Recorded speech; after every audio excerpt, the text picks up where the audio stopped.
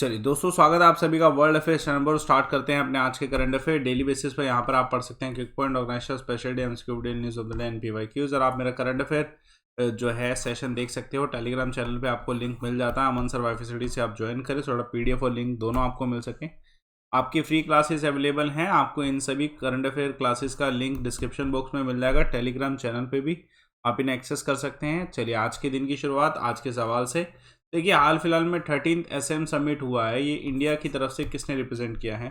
तो वेंकैया नायडू जी के द्वारा जो है एसएम 13 समिट को रिप्रेजेंट किया गया। देखिए एसएम क्या है? एसएम है एशिया और यूरोप मीटिंग समिट।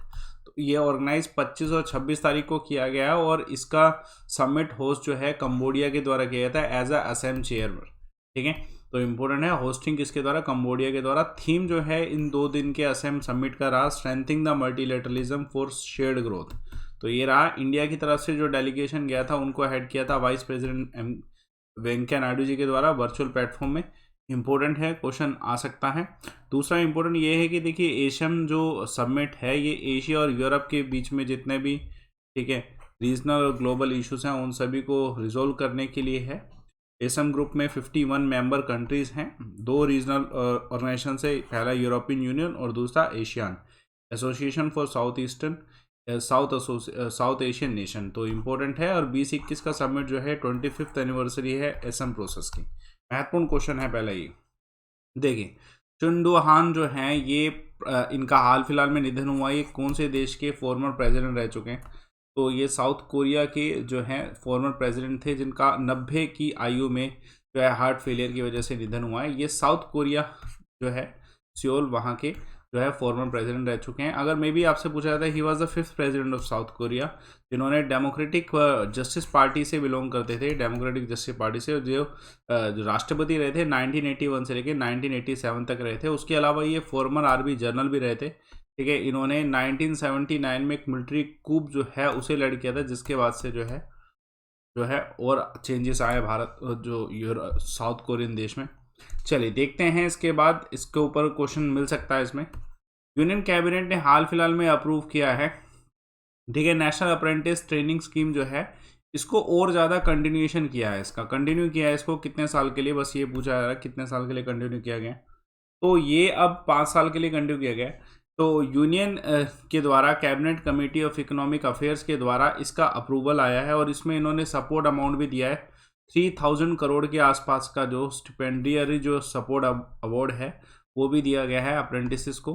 देखिए इस पूरे स्कीम में ये जो पूरा नेशनल अप्रेंटिसेस जो ट्रेनिंग स्कीम है नेट्स के नाम से जाना जाता है, ये मिनिस्ट्री ऑफ एजुकेशन का स्कीम है। ठीक है, और इस पूरे स्कीम में अब अपडेट क्या है कि ये 21 से लेके 25-26 तक चलेगा। ठीक है, तो यानी कि 5 साल का एक्सटेंशन है। 9 लाख के आसपास अप्रेंटिस जो हैं जो कि इसका हिस्सा बन रहे हैं।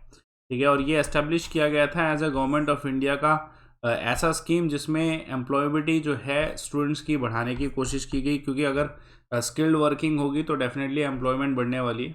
तो इसमें जो है गवर्नमेंट ऑफ इंडिया ने इस बार जो है 3 करोड़ के आसपास का अमाउंट जो है ये पिछले साल के जो एक्सपेंडिचर अमाउंट दिए गए थे उससे 4.5 टाइम्स ज़्यादा है। ठीक है, और इसमें जितने भी अप्रेंटिस जो कि अपने ग्रेजुएशन कंप्लीट कर चुके हैं, डिप्लोमा प्रोग्राम ले चुके हैं इंजीनियरिंग, ह्यूमैनिटी और साइंस के, उन सभी को जो स्टिपेंड के रूप में 9000 और 8000 पर मंथ जो है रेस्पेक्टिवली मिलेंगे। इंपॉर्टेंट क्वेश्चन आ सकता है। देखिए गवर्नमेंट ऑफ इंडिया के द्वारा हाल फिलहाल में चेंज किया गया बेस ईयर किसका, वेजेस रेट इंडेक्स का। और न्यू बेस ईयर क्या है? तो न्यू बेस ईयर 2016 है। देखिए इससे पहले जो बेस ईयर था 1963 था। अब लेबर मिनिस्ट्री के द्वारा ये अनाउंसमेंट की गई है कि अब जो न्यू वेजेस रेट इंडेक्स है वो 2016 का है, रिप्लेसिंग द ओल्ड वन। और ये इम्पोर्टेंट है, अब इसमें ये चीज़ कंसिडर की जा रही है कि जो न्यू सीरीज़ है ये स्कोप इंक्रीज करेगी, कवरेज इंक्रीज करेगी, नंबर ऑफ इंडस्ट्री का, सैम्पल साइज, ऑक्यूपेशन, ठीक है, वेटेज ऑफ इंडस्ट्री, इन सब में थोड़ा बहुत बदलाव आने वाला है। और इन टोटल कितनी इंडस्ट्री? 37 इंडस्ट्री जो है न्यू वेज रेट बास्केट में जो है आने वाली है। ठीक है, जो कि पहले 21 इंडस्ट्री था सर, पहले सिर्फ 21 इंडस्ट्री था, अब ये जो है 37 के अराउंड इंडस्ट्री जो है इसमें आने वाली है। ये रिकमेंडेशन जो है इंटरनेशनल लेबर ऑर्गेनाइजेशन को, ठीक है, प्रोवाइड किया है। ये मतलब रिकमेंडेशन दी गई है नेशनल स्टैटिस्टिकल कमीशन के। तो इंपॉर्टेंट है, क्वेश्चन आने के चांसेस हैं। चलिए देखिए एक और क्वेश्चन देखिएगा, मतलब सब कुछ मिनिस्ट्री ऑफ लेबर से संबंधित है। हाल फिलहाल में union minister of coal mine parliamentary affair कौन है जिनके द्वारा इनोग्रेट किया गया ई पोर्टल फॉर, ठीक है, एक्रीडिएशन स्कीम। तो ये किसके द्वारा, प्रहलाद जोशी जी के द्वारा जो है इसे जो है इनोग्रेट किया गया e portal for accreditation scheme of mineral exploration. तो ये जो पोर्टल है ये इनोग्रेट किया गया था, 5th नेशनल कॉन्क्लेव हुआ था अभी माइंस एंड मिनरल्स का न्यू दिल्ली में, तो उसी में इस ई पोर्टल को जो है अनाउंस किया गया।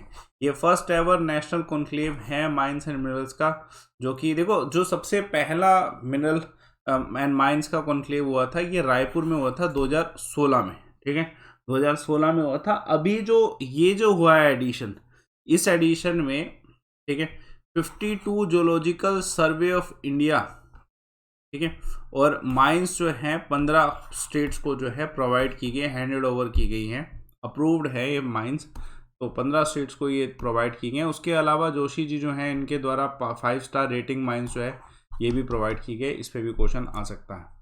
चलिए, 15th trilateral coast guard exercise दोस्ती के नाम से जो है, ठीक है, हुआ था अभी इंडियन कोस्ट गार्ड और कौन सी अदर कंट्रीज के बीच में, तो आंसर है मालदीव्स और श्रीलंका। तो इन टोटल जो है 3 देश हैं, तो ये जो ट्राईलेटरल एक्सरसाइज है किस किस के बीच में, मालदीव्स, इंडिया और श्रीलंका के बीच में, ठीक है, बायएनुअली होती है, मतलब 2 साल में एक बार, जिसकी वजह से ये इस बार का 15th एडिशन है, ठीक है। इस पूरे जो इसका शुरुआत जो है 30 साल पहले हुआ था, तो अभी ऑब्वियसली इस हिसाब से जो है ये 15th एडिशन है, जिसमें इंडिया का कोस्ट गार्ड, मालदीव और श्रीलंका तीनों का कोस्ट गार्ड जो है 5 दिन तक ये मिलिट्री एक्सरसाइज करता है और कॉर्पोरेशन करता है, जिसमें इंडिया की तरफ से कोस्ट गार्ड वेसल जो है ICGA वज्रा है, ICGA अपूर्वा है, श्रीलंका कोस्ट गार्ड की तरफ से जो है SLCGS सुरक्षा है, जो कि मालदीव्स पर अराइव किए थे फॉर द एक्सरसाइज। 1991 में इसकी जो है इनिशिएट किया गया था between Indian Maldives coast guard, और उसके बाद श्रीलंका ने इसे ज्वाइन किया था पहली बार 2012 में। इनमें से किसी पे भी सवाल आ सकता है। चलिए एक और क्वेश्चन देखिएगा। हाल फिलहाल में एक किताब के एक conversation India's leading art history engage with in 101 theme and more, ये जो बुक है ये इसके ऑथर कौन है, तो फेमस हिस्टोरियन है, ठीक है, ब्रजेंद्र नाथ गोस्वामी जी, ठीक है, ये रिनोन्ड आर्ट हिस्टोरियन है और क्रिटिक हैं ब्रजेंद्र नाथ गोस्वामी जी, जिनके द्वारा ये बुक जो है रिलीज़ की गई है इंडियन आर्ट्स के ऊपर।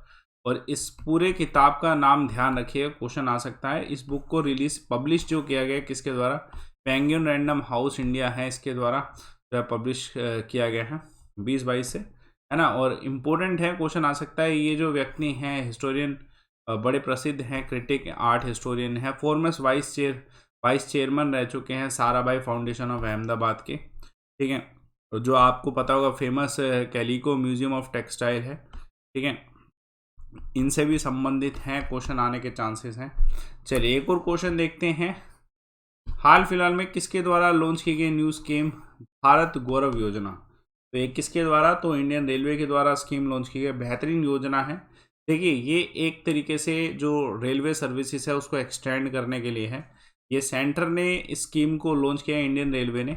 इसके तहत अगर कोई प्राइवेट टूर ऑपरेटर, ठीक है, अगर रेलवे को यूज़ करना चाहता है, ये रेलवे को ट्रेन्स को लीज पर ले सकते हैं रेलवे से, और उसको अपने पर्टिकुलर सर्किट ऑफ चॉइस में जो है रन करवा सकते हैं। एग्जाम्पल के तौर पे मान लीजिए कोई जो है किसी तरीके से टूरिज़्म के लिए लेना चाहता है स्पेशली, तो ऑपरेटर्स जो है ना, इनके पास freedom of to decide the route होगा, फेयर, क्वालिटी, ये सब जो है ये डिसाइड कर सकते हैं, ठीक है, जब ये लीज पर ट्रेन को लेते हैं। तो ये इम्पोर्टेंट है। इसके लिए अराउंड 150 ट्रेन जो है रफली इस पर्पस के लिए मार्क किए गए रेलवे की तरफ से। तो इम्पोर्टेंट है, कोई भी सोसाइटी हो सकती है, ट्रस्ट हो सकता है, कंसोर्टिया हो सकता है, जो कि स्टेट गवर्नमेंट से अप्लाई कर सकता है ट्रेन्स के लिए, और फिर उनको special tourism circuit based theme पर चला सकता है। एग्जाम्पल के तौर पे जैसे गुरु कृपा नाम से ट्रेन चलाई गई है, तो वो गुरु नानक देव जी की जितने भी स्थल हैं वहाँ तक ट्रेवल कर सकता है, ऐसे लॉर्ड रामा के ऊपर है। तो ये एक तरीके से ना फैसिलिटी भी प्रोवाइड कराएगा, इन्वेस्टमेंट भी हो पाएगी और यूटिलिटी भी क्रिएट हो पाएगी, है ना। ब्रांडिंग और एडवर्टीजमेंट ये सब चीज़ भी इम्पोर्टेंट है। देखिए नेशनल मिल्क डे 26 नवंबर को कॉमेमोरेट किया जाता है, किसकी बर्थ एनिवर्सरी पे, वी ऑल नो, ठीक है, वर्गीश खुरेन जी हैं, डॉक्टर वर्गीश खुरेन। देखिए जो 26 नवंबर है इस दिन नेशनल मिल्क डे ऑब्जर्व किया जाता है to commemorate the birth anniversary of white revolution father. ये जनक रहे हैं इस सफ़ेद क्रांति के डॉक्टर वर्गीश कुरियन। ये इनको मिल्क मैन ऑफ इंडिया भी कहा जाता है। डेफिनेटली इस बार का जो सेलिब्रेशन है college of dairy science and technology and गुरु ठीक है अंगद देव वेटनरी जो है इन सब के द्वारा ऑर्गेनाइज किया जा रहा है, जिसमें ये एक मिल्क अडल्ट्रेशन टेस्ट कैंप जो है लॉन्च किए 25 से 26 नवंबर के बीच में। ठीक है, आप सभी जानते हैं इन्हें फादर ऑफ वाइट रेवोल्यूशन कहा जाता है क्योंकि इनके एफर्ट्स की वजह से ठीक है ऑपरेशन फ्लड स्टार्ट हुआ था, जिसमें हमारा जो मिल्क प्रोडक्शन है वो एक नेक्स्ट लेवल पे चला गया है ना। ऑब्जेक्टिव जो था कि मिल्क की इम्पोर्टेंस लोगों को पता चले। ये milk is the first food that child consume, तो उसकी इम्पोर्टेंस रहती है, तो थ्रू आउट द लाइफ उसे कंज्यूम करना चाहिए। चलिए आज के क्विक पॉइंट देखते हैं। पहला सर्वे हुआ है उन डोमेस्टिक वर्कर्स, ये किसके द्वारा किया गया? लेबर ब्यूरो के द्वारा किया गया। स्टेट पॉलिसी ऑफ चिल्ड्रन 2021 किस स्टेट गवर्नमेंट के द्वारा लॉन्च की? तमिलनाडु के द्वारा। देखिए हाल फिलहाल में फर्स्ट ऐसा ठीक है ऑर्गेनाइजेशन NFHS है जिसने हाल फिलहाल में ये कहा है कि इंडिया की जो पॉपुलेशन है वो गिर रही है। फॉर द फर्स्ट टाइम ये ऐसा सर्वे में जो अनाउंस किया गया NFHS के द्वारा। चलिए देखिए, मैंने कल एक सवाल पूछा था कौन से ऐसे फॉरेस्ट हैं जहाँ पे रेनफॉल जो है थ्रू आउट रहता है, कौन से ऐसे रीजन है? तो सभी का आंसर सही है, ऋषभ का आंसर भी सही। इक्वेटोरियल रीजन में definitely rainfall through out the रहता है। बाकी आज का सवाल देखिए, CGL का सवाल है, कौन सा इसमें से फंडामेंटल ड्यूटी नहीं है, मौलिक कर्तव्य नहीं है? डिटेल फॉर्म में बताइए मौलिक कर्तव्य के बारे में कमेंट बॉक्स पर। और मेरा टेलीग्राम चैनल ज्वाइन करें अमन सर्वाइव। देखिए आज मैं आपको 6:30 बजे exactly around current affair Telegram channel पर डाल दूंगा। 300 वन लाइनर होंगे, यूट्यूब का सेशन है, आप देख सकते हो, और बाकी ये फ्री क्लासेस भी देख सकते हो। आप मेरा कोर्स ज्वाइन करें, प्लस कोर्सेज में आप डिटेल फॉर्म में पढ़ सकते हैं। किसी भी एग्ज़ाम में आप कोर्स ज्वाइन कर सकते हैं डिटेल फॉर्म में। जैसे आप सब्सक्रिप्शन लेंगे तो सब्सक्रिप्शन लेते समय आप रेफर कोड लाइव अमन यूज़ करिए, जिससे आपकी फ़ीस ये ना हो कि ये हो जाए। डिटेल फॉर्म में पढ़िए पूरा, आप अच्छे से कंटेंट को हर एक सब्जेक्ट का पढ़ सकते हैं, और इतनी कम फीस में मंथली फीस आपकी इससे भी कम होगी जब आप कॉइन्स लाओगे रेफर कोड के बाद। तो लाइव अमन रेफर कोड यूज़ करिए और यूटिलाइज करिए इस अपॉर्चुनिटी को। सेशन को लाइक करिए, शेयर करिए, चैनल को सब्सक्राइब जरूर करिए। Thanks a lot for watching.